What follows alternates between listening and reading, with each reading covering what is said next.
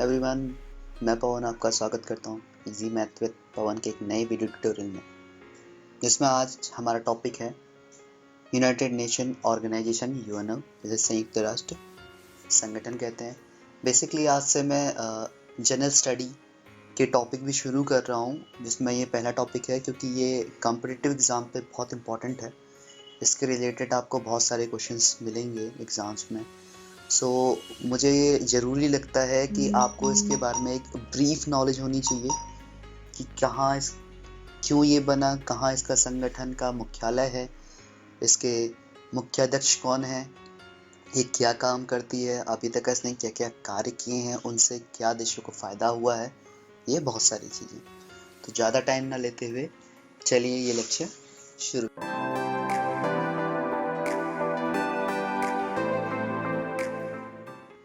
UNO यानी संयुक्त राष्ट्र संगठन, इसकी ज़रूरत क्यों पड़ी, क्या कारण रहे जो हमें संयुक्त राष्ट्र संघ बनाना पड़ा। उसमें दो सबसे महत्वपूर्ण कारण हैं जो हैं विश्व युद्ध। बात हम करते हैं प्रथम विश्व युद्ध की। प्रथम विश्व युद्ध 1914 से 1918 के बीच में हुआ था, जिसमें अपार जान माल का नुकसान हुआ था, जिसके कारण सारे देशों ने ये ज़रूरत समझी कि हमें एक संस्थान या एक संगठन बनाना चाहिए जो ऐसे विनाशकारी कार्यों को रोक सकता है।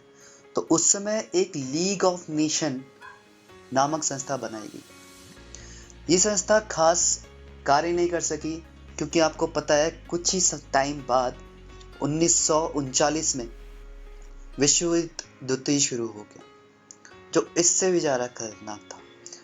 तो बात अगर हम विश्व युद्ध द्वितीय की करें, उसका क्या ओरिजिन रहा, किस तरीके से वो युद्ध शुरू हुआ, तो 1 सितंबर 1939 को जर्मनी ने पोलैंड पर आक्रमण कर दिया। जैसे ही जर्मनी ने पोलैंड पर आक्रमण किया तो विश्व युद्ध द्वितीय की शुरुआत हो गई। इसके 2 दिन बाद 3 सितंबर को ब्रिटेन और फ्रांस ने भी जवाबी कार्रवाई शुरू कर दी। फिर क्या था, सारे देश इसमें इन्वॉल्व होना शुरू हो गए। भारत को भी बिना भारत की अनुमति के लिनलिथ द्वारा वर्ल्ड वॉर 2 पे शामिल कर लिया गया। कहा गया कि यह मित्र राष्ट्रों के सहायक के रूप में कार्य कर रहा है। उस समय आपको पता है भारत आज़ाद नहीं हुआ था, क्योंकि मैं 1939 की बात कर रहा हूँ। तो बिना भारत की मर्जी के भारत को भी इन्वॉल्व कर लिया गया। द्वितीय विश्व युद्ध प्रथम विश्व युद्ध से भी ज़्यादा विनाशकारी हुआ, क्योंकि आपको पता है इस समय देश विकसित हो चुके थे हथियारों के मामलों में। बहुत सारे वेपन्स बन चुके थे, ऐसे वेपन जो किसी भी देश को नष्ट करने के लिए पर्याप्त हैं। उसका एक सबसे अच्छा उदाहरण आपको मिल सकता है हिरोशिमा नागासाकी में। ठीक है, अगस्त के समय पर 1945 में जब अमेरिका ने जापान पे सिर्फ 2 न्यूक्लियर बम फेंक दिए थे, लिटिल बॉय और फैट बडी नाम से।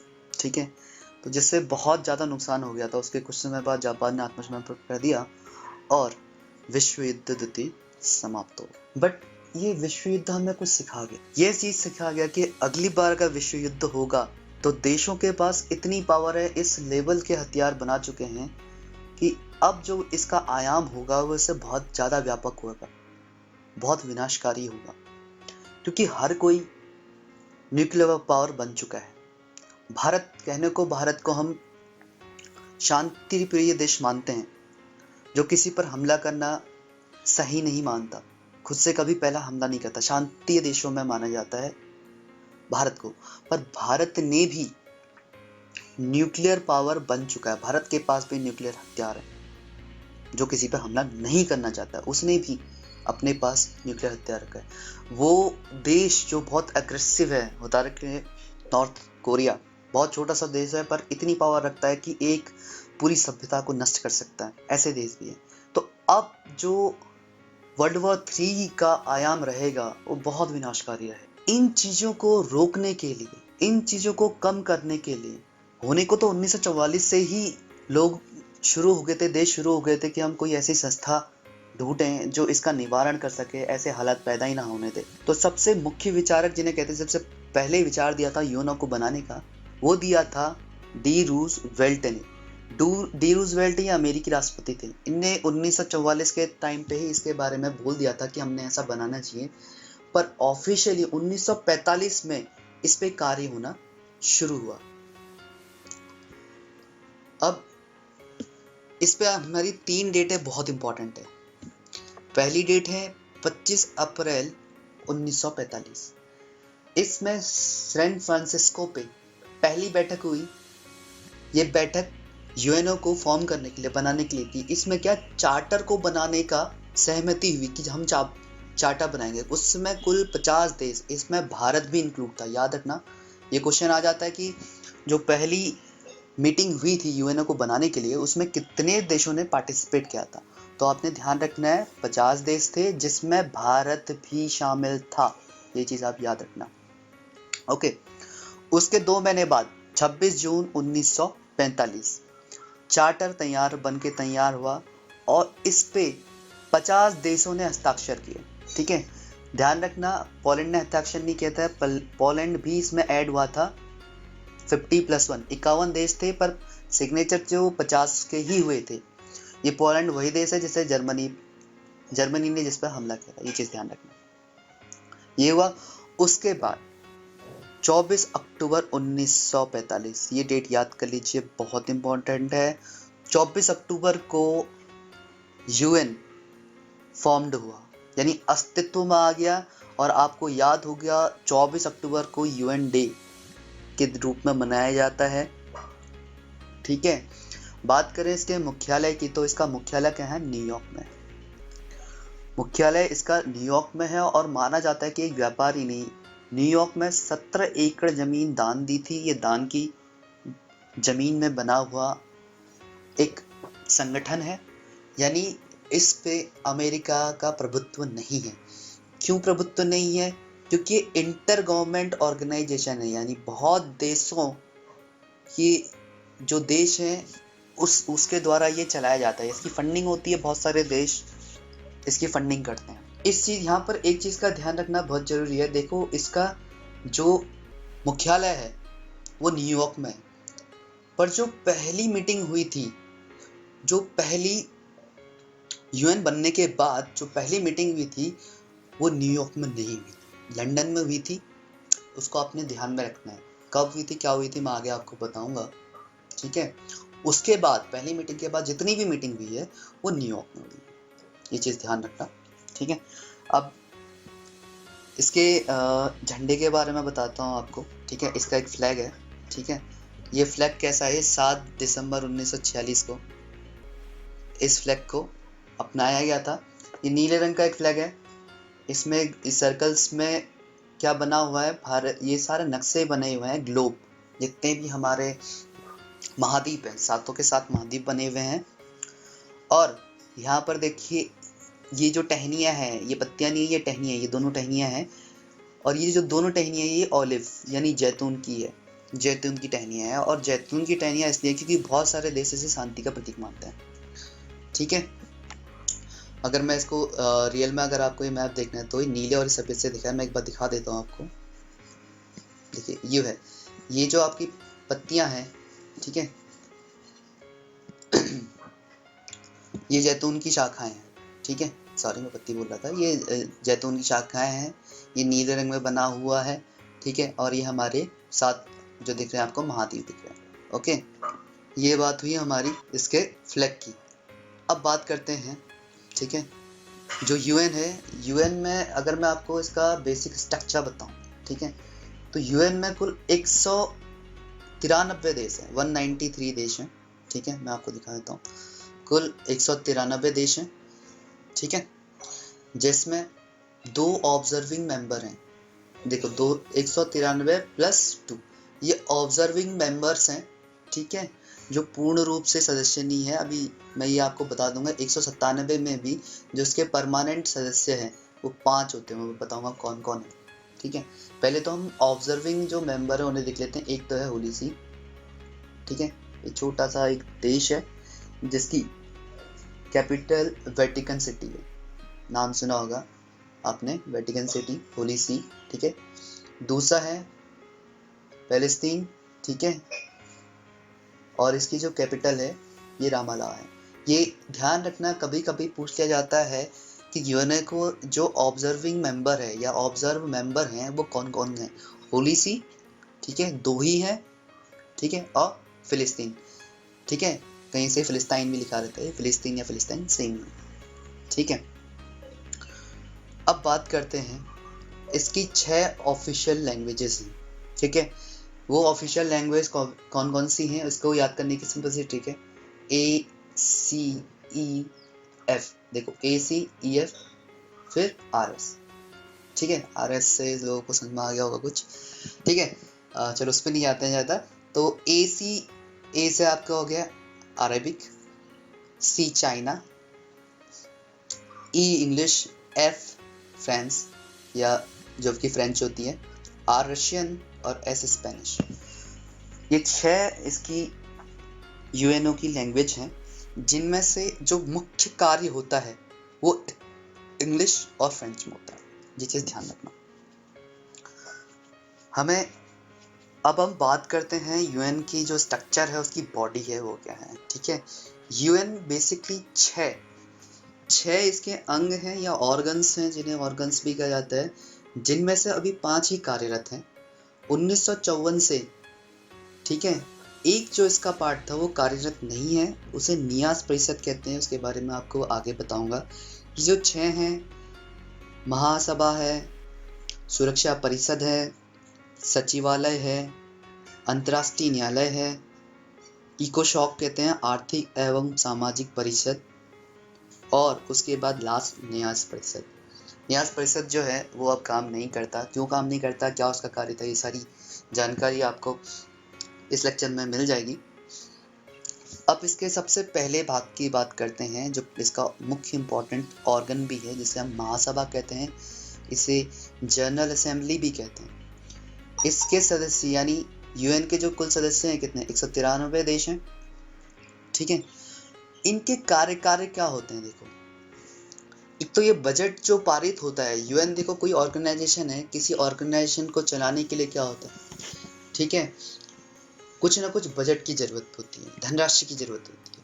तो ये बजट कहाँ से आता है, बहुत सारे देश पार्टिसिपेट करते हैं इसमें, अपने अपने तरफ से फंड देते हैं, ठीक है, कुछ ज़्यादा देते हैं, कुछ कम देते हैं, ठीक है। इसी तरीके से क्या होता है कि इसका एक कलेक्टिव फंड बनता है, जिससे बजट कहते हैं। ये जो बजट बनाने का कार्य होता है ये महासभा का होता है, और इसमें ध्यान रखने वाली बात यह है, इसका जो बजट होता है वो 2 साल में एक बार पारित होता है। जैसा हमारे हिंदुस्तान का तो हर साल नया बजट आता है ना, बट UN का क्या होता है कि 2 साल में एक बजट आता है, ये चीज़ ध्यान रखता है। क्वेश्चन पूछा जाता है कभी कभी कि UN का जो बजट आता है वो 5 साल में आता है, 3 साल में आता है, 4 साल में आता है या 2 साल में आता है। तो आपने याद रखना है कि UN का बजट हर 2 साल में पारित होता है, और पारित कौन करता है, महासभा यानी जनरल असेंबली उसे पारित करता है। इसमें सबसे ज़्यादा कंट्रीब्यूशन जो करता है देश वो अमेरिका है, फिर चाइना है, ठीक है। ऐसे बहुत सारे देश हैं। इस बार के अगर हम बजट की बात करें, मैंने कुछ डिटेल्स लिखी हैं इसकी। ये 19 और 20 में जो बजट पारित हुआ था, ठीक है, उसमें जो फंडिंग हुई थी, सबसे ज़्यादा फंडिंग दी थी USA ने, 22% दिया था अपना GDP का, जो सबसे ज़्यादा था। चाइना ने 12% दिया था, जापानीज़ ने 8%, जर्मनी ने 6% और UK यानी ब्रिटेन ने 4% दिया था। इंडिया की पोजीशन रही थी इसमें 21वीं। इंडिया ने 0.834% दिया था। ये 0.834 ये भी बहुत ज़्यादा अमाउंट है, क्योंकि हम GDP की बात कर रहे हैं। ये अमाउंट कुछ 1000 करोड़ या उस लेवल तक आ जाता है, कुछ करोड़ों तक आ जाता है, 1000 ज़्यादा बोल रहा हूँ, ठीक है, कुछ करोड़ तक आ जाता है, 100-150 करोड़ तक हो सकता है, ठीक है। तो इससे पहले जब बजट आया था 17 और 19 का, उस समय जो भारत की पोजीशन थी वो अंडर 10 थी, ये चीज़ याद रखना, ठीक है। उस समय कितनी, अंडर 10। इस वाले बजट में जब 2017-19 में आया था, इस बार उसकी पोजीशन 21वीं है, ठीक है। ये ऑब्जेक्टिव क्वेश्चन में तो नहीं आएगा, बट हाँ कभी जब आप मेंस लिखते हैं किसी पेपर में, PCS में, किसी में, और जब UN से रिलेटेड कुछ टॉपिक होता है, तो तब आप इन स्टैट्स को यूज़ कर सकते हैं, ठीक है। ये आपके क्या कहते हैं राइटिंग स्किल्स में 1-2 नंबर, आधा नंबर बढ़ा सकता है, ठीक है, ये स्टैट्स जो है। तो इसमें ये चीज़ ध्यान रखना है, 193 देश हैं। अब देखो ये क्या है, एक विश्व की संसद की तरह कार्य करता है। हम संसद में क्या करते हैं, कोई भी अधिनियम लाते हैं, राज्यसभा होती है, लोकसभा होती है, उसमें मेंबर होते हैं, वो वोटिंग करते हैं किसी भी कानून को बनाने के लिए या अधिनियम को बनाने के लिए। वोटिंग सिस्टम के अकॉर्डिंग हम क्या करते हैं, किसी भी चीज़ का प्रावधान निकालते हैं। सेम इसी तरीके से होते हैं, जैसे संसद में क्या होता है कि लोकसभा के सदस्य यानी सांसद वोट करते हैं, यहाँ जो देश है वो वोट करते हैं। ठीक है, वो वोटिंग किस तरीके से होती है वो मैं अभी आपको बता दूंगा। ये जो देश है, अब देश रिप्रेजेंट करता है, तो जब भी इसकी मीटिंग होती है, मोस्टली वो मीटिंग सितंबर में होती है, साल में एक मीटिंग जरूर होती है, इमरजेंसी होने पर उससे ज़्यादा हो सकती है।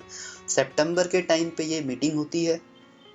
ठीक है, इसमें हर देश से एक सदस्य का आना जरूरी होता है। 93 देश है, 93 में से 93 देशों में से एक ना एक सदस्य जरूर आएगा, एक देश को रिप्रेजेंट करने वाला। मैक्सिमम 5 आ सकते हैं, पर उनका वोट का काउंट एक ही होगा। 5 लोग आ गए, इसका मतलब ये नहीं है कि वो 5 वोट देंगे, वो आपस में सहमति के साथ एक वोट देंगे, उनके वोट की काउंट एक ही होगी। अमेरिका के वोट की काउंट भी एक होगी, इंडिया के वोट की काउंट भी एक होगी। ठीक है, जो भी राष्ट्र हैं जो यूएन के चार्टर को फॉलो करते हैं, ठीक है, और जो इसके सदस्य हैं, उनके वोट की काउंट एक होगी। ठीक है, जो लास्ट में अभी 2011 में अंतिम देश का ये क्वेश्चन भी पूछ लेता, अंतिम देश जो जुड़ा था वो दक्षिणी सूडान था। 193वां देश था, जो कि सूडान का क्या हो गया था बीच में, अभी वो हुआ था, विभाजन हो गया था उत्तरी सूडान और दक्षिणी सूडान।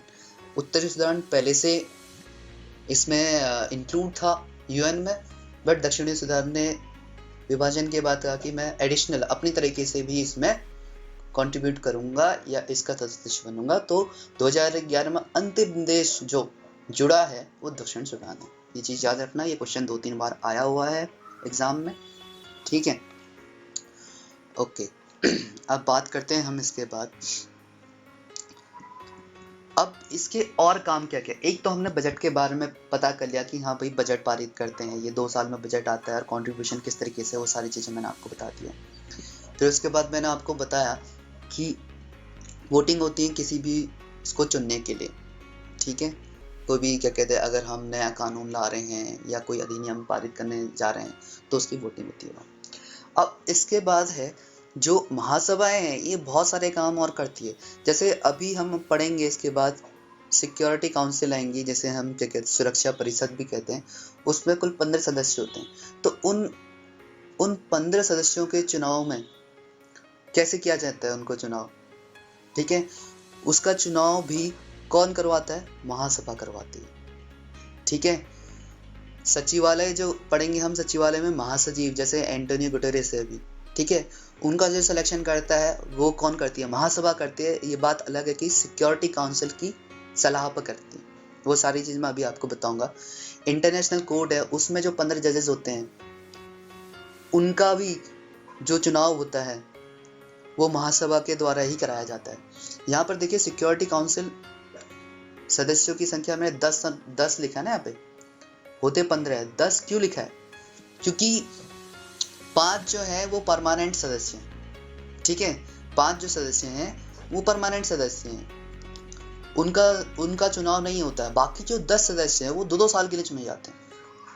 ठीक है, तो उन सब का जो चुनाव करती है वो सब महासभा करती है। और चुनाव करने के लिए क्या होता है, 2/3 बहुमत चाहिए होता है दोस्त। ठीक है, इस बहुमत के आधार पर चुनाव किए जाते हैं। ठीक है, इतना चीज समझ में आ गया। तो महासभा जो है, ठीक है, इसे आप वर्ल्ड की संसद या ठीक है भी कहते हैं। इसका क्या काम है, 2 मुख्य काम हो गए। एक तो ये बजट निकालती है 2 साल में एक बार, दूसरा ये सिक्योरिटी काउंसिल यानी सुरक्षा परिषद के सदस्य 10 सदस्य, कौन से 5 परमानेंट नहीं, 10 सदस्य 2-2 साल के लिए चुने जाते हैं। भारत भी कई बार रहा है इसका सदस्य, 8 बार रहा है। ठीक है, उनका चुनाव करती है। सचिवालय के महासचिव यानी जो उसके अध्यक्ष होते हैं, जो हम यूएन के अध्यक्ष को कहते हैं, जैसे एंटोनियो गुटेरेस हैं अभी करंट पे, उनका चुनाव करती है। और ये चुनाव किसकी सलाह पे होता है, ये होता है सिक्योरिटी काउंसिल के सलाह पे, यानी 5 जो देश हैं, अमेरिका, चाइना, ठीक है, ये वाले भी बताऊंगा कौन कौन से है। उसके बाद इंटरनेशनल कोर्ट ऑफ जस्टिस में जब 15 जज चुने जाते हैं, ये भी इनका चुनाव भी यही करती है महासभा।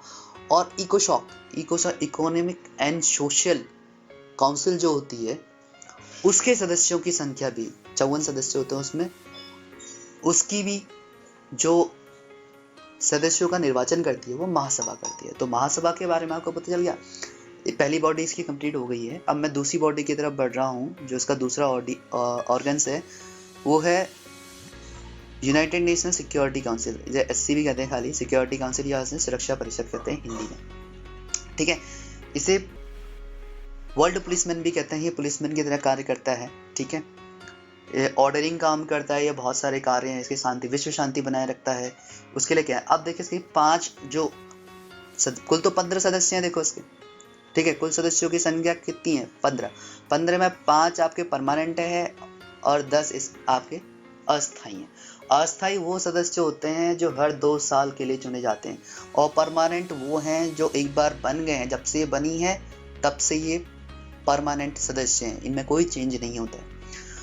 इनको याद करने के लिए देखिए ABCRF।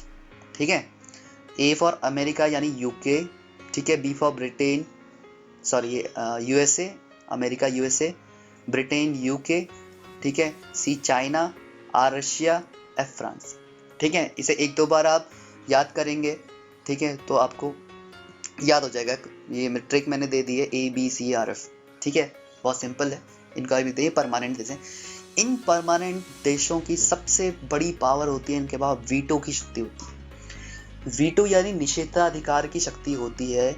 यानी ये अगर कोई भी विधेयक बन रहा है या कोई भी कानून बन रहा है काउंसिल में, यूएन की काउंसिल में कोई भी विधेयक बन रहा है या कानून बनना है, सारे देश अगर सारे देश सहमति रखते हैं, अगर उसके बाद भी अगर कोई भी देश जो स्थायी देशों में आता है, जो स्थायी सदस्य है, वो अगर उसे मना कर दे तो सारा का सारा जो कानून है वो पारित नहीं होगा। यानी वीटो पावर उसको मना कर सकता है, चाहे कितनी भी सदस्यों की सहमति क्यों ना हो। इन 5 की सहमति होना अनिवार्य है, क्योंकि ये क्या वीटो पावर रखते हैं। ये सहमति रखते हैं तभी काम आगे बढ़ेगा, अदरवाइज कोई चांस ही नहीं है। ठीक है, अब इसमें एक चीज और ध्यान रखने की है, इनके भी अध्यक्ष बनते हैं। ठीक है, इनके अध्यक्ष क्या करते हैं, ये अपने क्रोनोलॉजिकल ऑर्डर में, अल्फाबेटिक ऑर्डर में, ठीक है, अपने अध्यक्ष चुनते रहते हैं इनमें से एक। ठीक है, कब पहले A का बनेगा, फिर B का, C का, D, R का, F का, ऐसे। ठीक है, अल्फाबेटिक ऑर्डर में ये अपने अध्यक्ष चुनते हैं, कोई स्पेशल तरीका नहीं है इनका। ठीक है, कुछ ड्यूरेशन के लिए। और इसमें एक चीज़ ध्यान रखनी है, जैसे मैंने बताया था कि जो यूएन की मीटिंग होती है वो सितंबर साल में एक बार होती है, पर इनकी मीटिंग जो होती है, जिनकी जो हमारे ये 15 सदस्य हैं, 14 दिनों में उनकी बैठक हो जाती है इन स्थायी सदस्यों की। इन 15 में भी 5 जो स्थायी सदस्य होते हैं, हर 14 दिनों में इनकी बैठक होती है, और आपात स्थिति में 24 घंटे के अंतर्गत भी मीटिंग कर सकते हैं। ठीक है, एक चीज याद रखना, वीटो पावर में याद आया तो एक फैक्ट है, यूएसएसआर यानी रशिया, पहले यूएसएसआर था ना, यूएसएसआर ने सबसे ज्यादा बार वीटो पावर का यूज किया। ये क्वेश्चन बहुत बार आया हुआ है। ठीक है, आपने ध्यान रखना है। और एक फैक्ट और याद रखना है, जो अस्थायी सदस्य होते हैं, इसमें सबसे ज्यादा बार जापान नियुक्त हुआ है 12 बार, इंडिया 8 बार हुआ है। ठीक है, इंडिया 8 बार सदस्य हुआ है।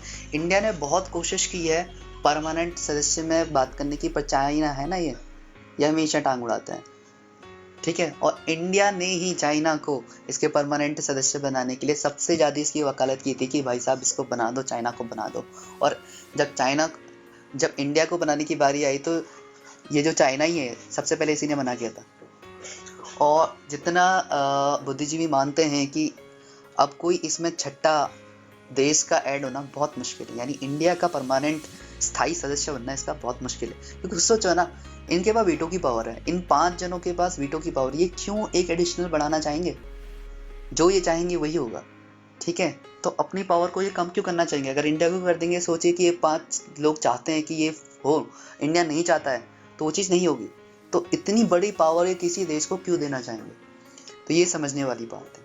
ओके, ये आपको मैंने बता दिया था, पुलिसमैन की तरह कार्य करती है, आदेशात्मक होता है, यानी कंपल्सरी रेजोल्यूशन होता है इनका। ठीक है, कि एक आदेश देती है, किसने आदेश दे दिया कि तो ये आपने काम करना ही करना है। ठीक है, ये आपको समझ में आ गया अभी? ठीक है, यहाँ पर देखिए निर्णय के लिए क्या है, 5+4 की बात की है, 5 स्थायी सदस्य होने ही चाहिए और जो अस्थायी 10 सदस्य हैं उनमें से कोई 4। तो यानी ये देखिए ना, वैल्यू किसकी है, सहमति के लिए क्या आवश्यक है, ये पांचों के पांच की सहमति बहुत अनिवार्य है। जो हमारे परमानेंट मेंबर हैं, ठीक है, उनकी सहमति होना बहुत अनिवार्य है इसमें, ये चीज़ आपने ध्यान रखनी है। ओके, अब देखिए इसके बाद जो हमारा थर्ड है सचिवालय। सचिवालय या सेक्रेटरीट कहते हैं, बहुत इंपॉर्टेंट है। ठीक है, ये सारे के सारे प्रशासनिक कार्य, जितने भी प्रशासनिक कार्य होते हैं, प्रशासनिक कार्य हो गया मीटिंग अरेंज कराना, बैठक अरेंज कराना, रिपोर्टें बनाना, कंट्रियों के लिए डाटा, ठीक है, कलेक्ट करना, कंट्रियों से डाटा कलेक्ट करना, या किसी संस्था को डाटा देना, अभिकारकों की, जैसे और जो क्या कहते हैं ऑर्गेनाइजेशन होता है, उनको भी डाटा प्रोवाइड कराता है, एजुकेशन का डाटा, हर देशों से डाटा कलेक्ट करता है, उसको देता है जहाँ जहाँ पर नीड होती है, ये सारी चीज़ें करता है। ठीक है, और बैठकें आयोजित कराता है। अब एक चीज़ बहुत इंपॉर्टेंट आता है इसमें, महासचिव। ठीक है, जिसे हम सेक्रेटरी जनरल कहते हैं, इसे हम सचिवालय का प्रमुख भी कहते हैं। ठीक है, महासचिव या जिसे हम सेक्रेटरी जनरल कहते हैं। जैसे अभी करंट के टाइम पे क्या है, 2017 से जो बने एंटोनियो गुटेरेस, ये पुर्तगाल से हैं। ठीक है, ये नाम याद रखना, करंट पे एंटोनियो गुटेरेस है।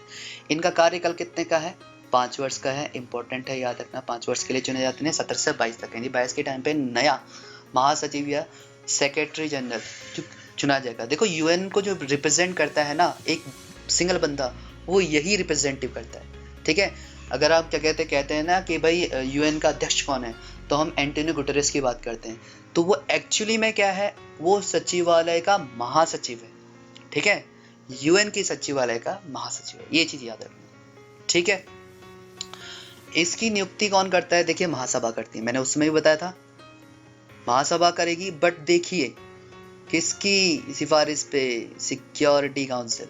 सिक्योरिटी काउंसिल में देखो कितने 15 सदस्य थे, 15 सदस्य में 5 इंपॉर्टेंट, बहुत इंपॉर्टेंट है, जो 5 स्थायी सदस्य हैं, उन्हीं वही यहाँ पे करता धरता रहते हैं, वही चुनते हैं कि अध्यक्ष किसे बनाना।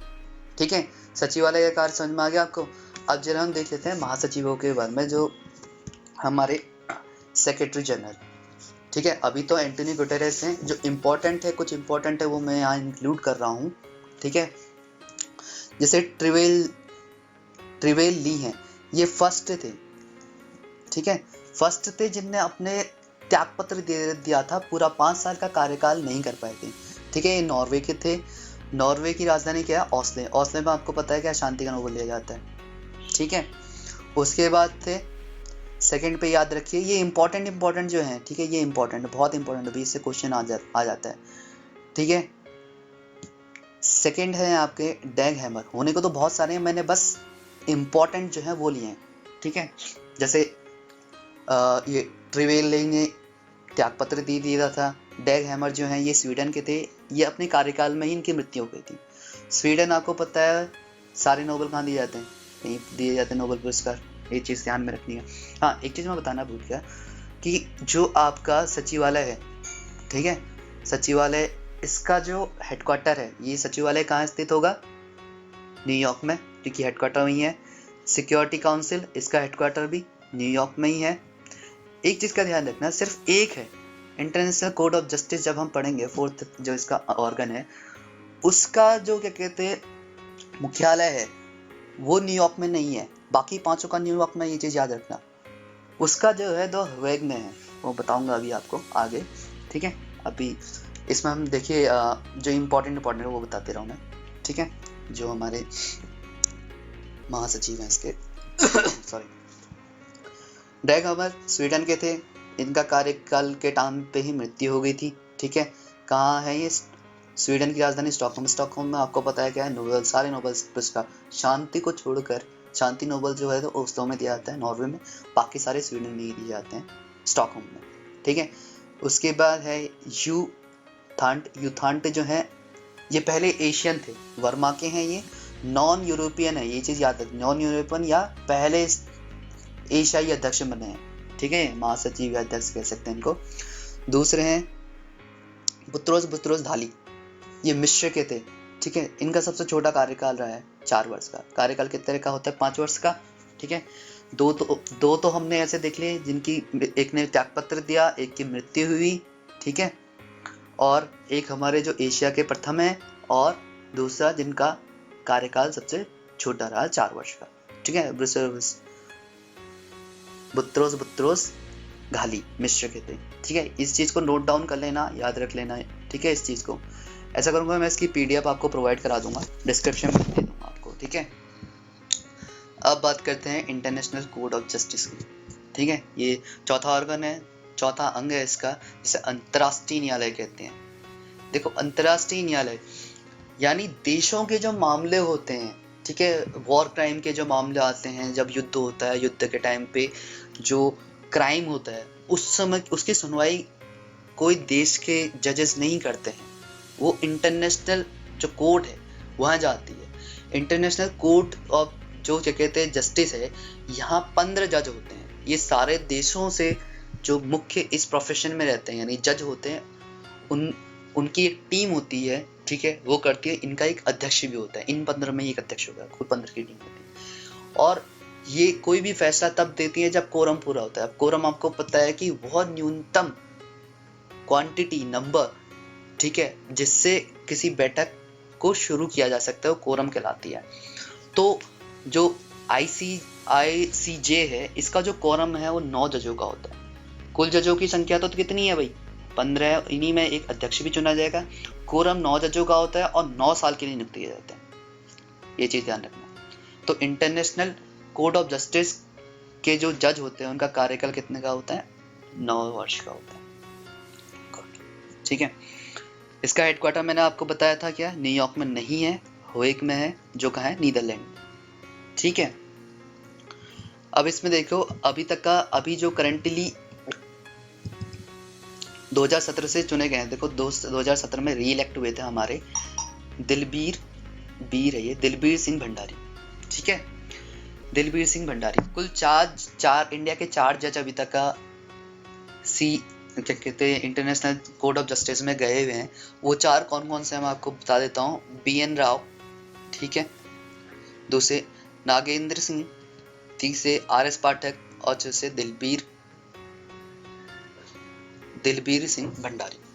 इसमें जो नागेंद्र सिंह है बहुत इंपॉर्टेंट है, क्योंकि ये देखिए इंटरनेशनल कोर्ट ऑफ जस्टिस के अध्यक्ष और उपाध्यक्ष दोनों पद पे रहे। ये पहले भारतीय हैं जो इंटरनेशनल कोर्ट ऑफ जस्टिस के अध्यक्ष रहे हैं। बहुत बड़ी बात है, ये बहुत गर्व की बात है, ठीक है। नागेंद्र सिंह, ठीक है, इनको याद रख लेना, इंटरनेशनल कोर्ट ऑफ जस्टिस के अध्यक्ष रहे हैं। दूसरे दिलबीर सिंह भंडारी, ये देखो दोबारा इलेक्ट हो गए। देखो 2017 तक का तो थे 2017 के बाद ये दोबारा इलेक्ट कर लिए गए हैं, ठीक है। दिलबीर सिंह जी, ये कितने इंटेलिजेंट रहे होंगे आप समझ सकते हैं। 9 साल का अपना कार्यकाल करने के बाद 9 साल और यानी री इलेक्ट हुए हैं, ठीक है। और ये इससे पहले दिलबीर सिंह जी जो हैं दिल्ली हाई कोर्ट में जज रहे हैं, मुंबई हाई कोर्ट में जज रहे हैं, और सुप्रीम कोर्ट में भी जज रहे हैं। ये इंपॉर्टेंट फैक्ट है, तब मैंने इसमें डाल दिया है। और एक चीज याद रखना है, इसमें जो जजेस होते हैं, एक टाइम पे कोई भी एक देश से 2 जज नहीं हो सकता है। एक देश से एक ही जज होता है, ठीक है, एक कार्यकाल में, ठीक है। 2 जज नहीं चुने जाएंगे, नहीं तो क्या होगा कि वोट वो अपने फेवर में कर सकता है ना। इंडिया के 2 जज हो गए तो वो 2 वोट पड़ जाएंगे ना इंडिया को, ठीक है। इस तरीके से भी होता है, एक लॉजिक ये भी मानते हैं इसका, ठीक है।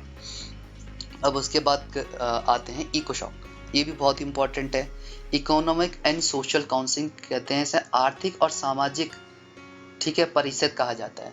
ये विश्व में जो आर्थिक रूप से पिछड़े हुए देश हैं, ठीक है, उनकी स्थितियों पे कंट्रोल करता है, देखता है, और ये भी ध्यान रखता है कि कोई आर्थिक धन का अत्यधिक समावेशन तो नहीं कर रहा है। जैसे चाइना क्या करता है, डंपिंग करना शुरू कर देता है, ठीक है, बहुत सारा धन, और बहुत सारे देशों को क्या करता है, गुलाम बनाना शुरू कर देते हैं। तो इन चीज़ों पर कंट्रोल करती है, पर कंट्रोल देखो उस मैनर पे नहीं हो पाता है, क्योंकि ये जो ऑर्गेनाइजेशन है ना, ये ऑर्गेनाइजेशन कैसा है कि देखिए जो जितना फंड देता है ना उसकी वैल्यू उतनी ज़्यादा होती जाती है। देखो सबसे ज़्यादा फंड यूएसए देता है, तो यूएसए की वैल्यू बहुत जाती है यूएन में, ठीक है। उसके बाद चाइना देता है, तो चाइना तो इनके कुछ कामों के में ना ये नेगलेक्ट, इन्हें पर्दा डालना शुरू कर देते हैं, ठीक है। इस चीज़ का ध्यान रखना, मतलब ये बहुत, हाँ इसने काम अच्छा ही किए हैं, यूएन ने बहुत अच्छे काम किए हैं, क्योंकि देखो अभी तक 1945 के बाद से कोई भी नया विश्व युद्ध नहीं है। मोर देन 50 ईयर्स हो चुके हैं, कोई नया विश्व युद्ध नहीं हुआ है, कि यानी ये संस्था काम तो अच्छा कर रही है। पर देखिए ये एकदम मतलब पारदर्शिता के साथ कार्य नहीं करती है, क्योंकि इन्फ्लुएंस होता है भाई। जाहिर सी बात है यूएसएस में बहुत बड़े अमाउंट में फंड देता है, चाइना भी बहुत बड़े अमाउंट में फंड देता है, तो क्या होता है कि इनका जो महत्व है थोड़ा बढ़ जाता है एज कंपैरेटिव इंडिया से, तो उनके फेवर के काम ज़्यादा होते हैं। इसके बाद देखिए अभी सोशल का यही काम है कि सोशल के रिलेटेड जो सारी चीज़ें होती है वो करेगा। इसमें ये चीज़ ध्यान रख लेना, क्वेश्चन ये आता है कभी कभी, जो क्या कहते हैं ये आर्थिक और सामाजिक परिषद है, इसमें सदस्य कितने होते हैं, ठीक है। इस चीज़ को ध्यान रखना है, इसमें 54 सदस्य हैं, ठीक है, और जिसका कार्यकाल 3 सदस्य के लिए था। इसमें सबसे इंपॉर्टेंट चीज़ है कि जो इसके अध्यक्ष का कार्यकाल होता है वो 1 वर्ष का होता है, ये चीज़ ध्यान रखना है। अध्यक्ष का कार्यकाल 1 वर्ष का है, सदस्य का कार्यकाल 3 वर्ष का है। ये फंसाता है यहाँ पर, इस चीज़ को ध्यान रखना है। आपने ये ध्यान रखना है कि अध्यक्ष का कार्यकाल कितना है, सिर्फ 1 वर्ष का। सदस्यों की संख्या 54, और जिनका कार्यकाल कितना होगा, 3 वर्ष का। देखो चुनाव कौन करेगा, महासभा। मैंने शुरुआत में बताया था महासभा बहुत इंपॉर्टेंट रोल करती है, ठीक है। इसके बाद है न्यास परिषद। देखिए न्यायिक परिषद जो क्या था कि 1960 तक से पहले की बात बताता हूँ मैं, बहुत सारे ऐसे देश थे, ठीक है। 1960 के बाद भी 1994 तक की बात है ये, ठीक है, कि बहुत से ऐसे देश थे जिनको संविधान या क्या कहते स्वतंत्रता क्या होती है, उनके राइट्स क्या हैं, उस चीज़ों के बारे में पता ही नहीं है। तो क्या होता था कि बहुत सारे देश उनका शोषण कर देते थे, ठीक है। वहाँ अपनी कॉलोनियाँ बना देते थे, उनका शोषण करते थे, वहाँ से जितना भी राजस्व है निकाल लेते थे। तो ऐसा ना हो, ठीक है, ऐसा ना हो, इसलिए न्यास परिषद यानी ट्रस्टशिप काउंसिल का यूज किया था। जो विकसित देश हैं जैसे यूएसए हो गया, ठीक है, जर्मनी हो गया, ब्रिटेन हो गया, इनको रिस्पॉन्सिबिलिटी दी गई थी कि ये ऐसे देशों को देखेंगे, ऑब्जर्व करेंगे और उनके ट्रस्टी की तरह कार्य करेंगे, कि ताकि कोई उनका मिसयूज ना कर सके, उनका शोषण ना कर सके, ठीक है। ये 1994 के बाद से इसको क्या ये कार्य नहीं कर रही है, क्योंकि 1994 में लास्ट जो देश था पलाऊ, प्रशांत महासागर का एक द्वीप है, वो इसका अंतिम देश माना जाता है, जो बहुत ही क्या कहते हैं पिछड़े वर्ग में था, ठीक है, जहाँ स्वतंत्र नहीं था। आपको क्या कहते हैं स्वतंत्रता के बारे में जानकारी नहीं थी, राइट्स के बारे में, ह्यूमन राइट्स क्या होते हैं उनके बारे में जानकारी नहीं थी, ठीक है, डेमोक्रेसी के बारे में कोई जानकारी नहीं थी। तो इसको एज अ ट्रस्टी के रूप में ये न्यास परिषद देखता था। 1994 के बाद वो भी सही रूप से विकसित हो चुका है, ठीक है। तो तब से जो क्या कहते हैं ये ट्रस्टशिप काउंसिल है, यानी न्यास जो हमारी काउंसिल है, उसने कार्य करना समाप्त कर दिया, ठीक है ये, पर ये कार्य नहीं करती है। इसका भी जो आपका हेडक्वार्टर होगा वो कहाँ होगा, न्यूयॉर्क में, क्योंकि आपको मैंने एक चीज़ ध्यान में रखनी है, 5 जो आपके भाग है, कुल 6 ऑर्गन बताए मैंने, 6 अंक बताए, जिनमें से 5 अंक का हेडक्वार्टर न्यूयॉर्क में है। सिर्फ एक कौन सा, इंटरनेशनल कोर्ट ऑफ जस्टिस, ये हेग में है, का नीदरलैंड, ठीक है। एक चीज और याद रखना है, एक क्वेश्चन आया था ब्लू हेलमेट वाला, ठीक है, मैं उसके बारे में आपको थोड़ा ब्रीफ कर देता हूँ, ठीक है। यूएन की पीस कीपिंग फोर्स होती है एक। अब यूएन की ये पीस कीपिंग फोर्स होती क्या है, मैं आपको ये बता देता हूँ। देखो यूएन के पास अपने आप में कोई सेना नहीं है, ठीक है। यूएन में हर देश के वॉलेंट्री जो सैनिक होते हैं वो पार्टिसिपेट करते हैं। जैसे इंडिया ने कुछ सैनिक दे दिए, ठीक है, अमेरिका ने कुछ सैनिक दे दी, कुछ टुकड़ियां दे दी 100-200, ठीक है, जर्मनी ने कुछ दे दी, फ्रांस ने कुछ दे दी, ब्रिटेन ने कुछ दे दी। ऐसे वॉलेंट्री सैनिकों को देकर यूएन की पीस कीपिंग फोर्स बनती है, ठीक है। और ये जो फोर्स होती है क्या कहलाती है, ब्लू हेलमेट कहलाती है, ठीक है। इनका काम क्या होता है कि जहाँ जैसे विवाद वाली स्थितियां हैं, कहीं 2 देश लड़ रहे हैं, तो वहां जाके क्या करते हैं, ये उस विवाद को निपटाने की कोशिश करते हैं और बहुत सराहनीय कार्य करते हैं। क्यों?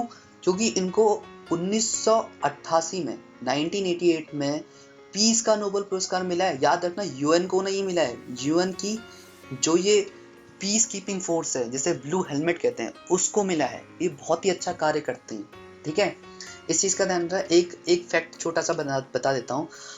अभी तक का की जो यूएन की सबसे छोटी पीस कीपिंग फोर्स आई है वो इंडिया में आई है। 42 सैनिकों की थी, जो जब इंडिया और पाकिस्तान के बीच में थोड़ा मिसअंडरस्टैंडिंग या विवाद चल रहे थे कश्मीर को लेके, तो उस समय ये आई थी। इस चीज़ का ध्यान रखना, ठीक है।